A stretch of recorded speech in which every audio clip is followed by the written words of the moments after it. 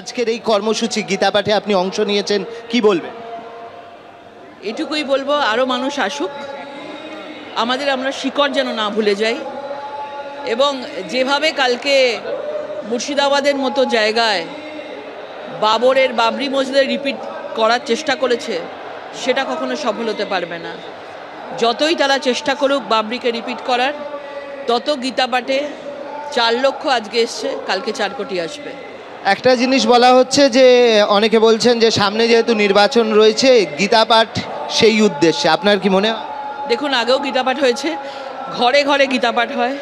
গীতা পাঠটাকে কোনো রাজনৈতিক কর্মসূচি না হিসেবে দেখা গীতা সবাইয়ের পড়া উচিত।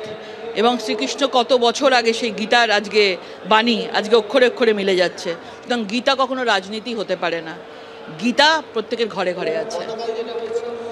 গতকাল যেটা হয়েছে সেটা অত্যন্ত নক্করজনক, এবং ভারতবর্ষের ইতিহাসে বাবরি কখনো রিপিট হতে পারে না, এবং তাদের ক্ষমতা নেই। যত এরকম ধরনের জিনিস মমতা বন্দ্যোপাধ্যায় করতে চাইবে, আস্তে আস্তে কিন্তু মানুষ, এই পশ্চিমবঙ্গের মানুষ ওনার থেকে দূরে যাবে। পরিষ্কার বোঝা যাচ্ছে এখানে সুপরিকল্পিতভাবে হুমায়ুন কবিরকে শোকজ করে দেখিয়ে তাকে আলাদা করে মুসলমান ভোট একসাথে করবার জন্যই এই সমীকরণ করা হয়েছে। এটা কখনো সফল হতে পারে না।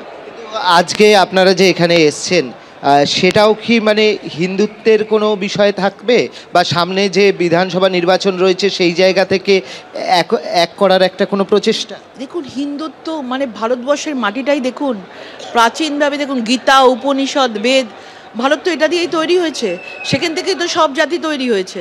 সুতরাং এটা তো আমাদের রক্তে প্রশ্বাসে নিঃশ্বাসে রয়েছে, সুতরাং এটা থাকবেই। এটাকে কখনো রাজনীতির সঙ্গে মেলানোর মানে উচিতই নয়। মমতা বন্দ্যোপাধ্যায়কেও আমন্ত্রণ করা নিশ্চয়ই ওনার উচিত ছিল আসার। একদিকে যখন জগন্নাথ মন্দির তৈরি করছেন, তখন তো হিন্দু ভাবাবেগে যখন ওনার এতটাই উনি প্রভাবিত হয়েছেন, ওনার উচিত ছিল যে অনুভূতির দিক থেকে তার এখানে আজকে যোগদান করার। আমরা যেরকমভাবে দেখছি যে লকেট চট্টোপাধ্যায়, এখানে আমরা দেখতে পাচ্ছি ইতিমধ্যে রাহুল সিনহা এসে উপস্থিত হয়েছেন। রাহুলদা রয়েছে, কিন্তু ধীরে ধীরে সমস্ত কিছুর পরিবর্তন হবে, অতএব চিন্তার কোনো কারণ নেই।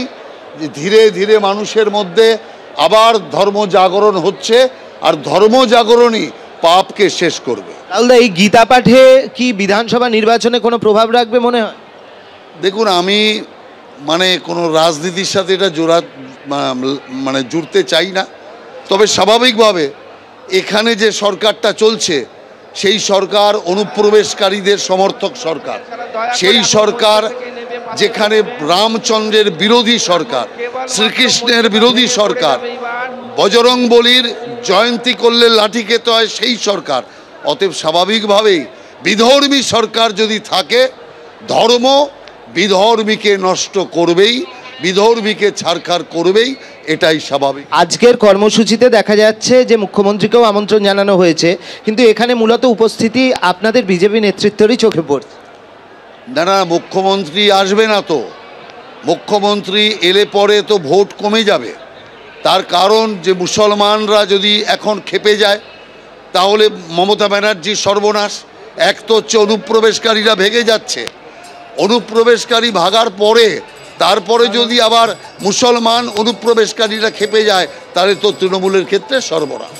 আমরা কথা বললাম লকেট চট্টোপাধ্যায়, রাহুল সিনহা, এনাদের প্রত্যেকের সঙ্গে কথা বললাম, এবং যেরকমটা তারা জানাচ্ছেন যে অনেকেই মনে করছেন যে কোনো একটা প্রভাব কিন্তু সূক্ষ্মভাবে হলেও বিধানসভার উপর পড়বে, এবং এখানে আমন্ত্রণ জানানো হয়েছে মমতা বন্দ্যোপাধ্যায় মুখ্যমন্ত্রী হিসেবে, কিন্তু তার না আসা নিয়েও কটাক্ষ করছেন বিজেপি নেতৃত্ব।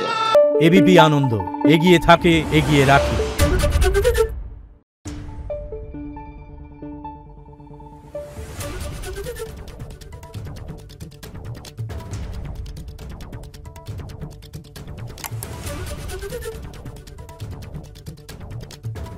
Thank you.